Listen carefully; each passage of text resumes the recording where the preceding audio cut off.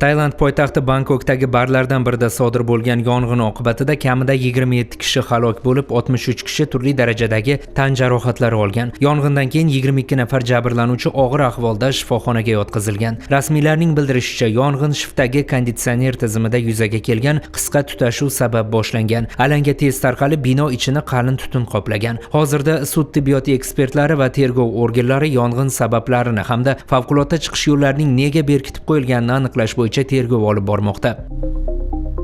Suriyaning yangi parlamenti Damashqda ilk yig'ilishini o'tkazdi. Mazkur holat prezident Ahmad Ashara boshchiligidagi isyonchilar Bashar Asad hokimiyatini ag'darganidan 19 oy o'tib mamlakat siyosiy o'tish jarayonidagi muhim bosqich bo'ldi. Yangi parlament Asharaning o'nlab yillar davomida Asadlar oilasi politsiyaviy davlat sifatida boshqargan Suriyada inklyuziv siyosiy tizim barpo etish haqidagi va'dasining sinovi sifatida baholanmoqda. Ilgarigi parlament esa hokimiyat qarorlarini rasman tasdiqlovchi organ sifatida ko'rilgan.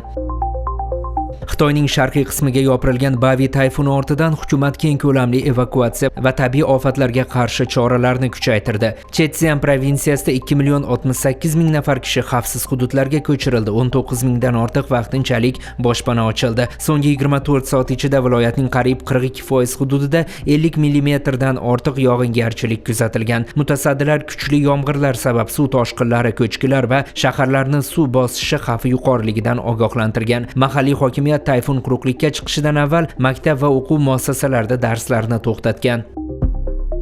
Qirg'iziston prezidenti Sadir Japarovning odatda omma e'tiboridan chetda bo'ladigan qizi Janayim Cho'lponota shahridagi oltin baliq lagerida bo'lib, u yerdagi bolalarni yo'qladi. Janayim bolalarga sovg'alar tarqatgan. Keyinchalik ma'lum bo'lishicha, oltin bolalik bolalar sog'lomlashtirish majmuasida dam olayotgan bolalarga birinchi xonim Aygul Japarova nomidan ham sovg'alar topshirilgan. Qirg'iziston rahbari Japarov ushbu tadbirni ommaviy axborot vositalarida yoritish rejalashtirilmaganini, biroq u yerda bo'lganlardan biri jarayonni telefonga suratga olib, ijtimoiy tarmoqlarga joylashtirganini bildirgan.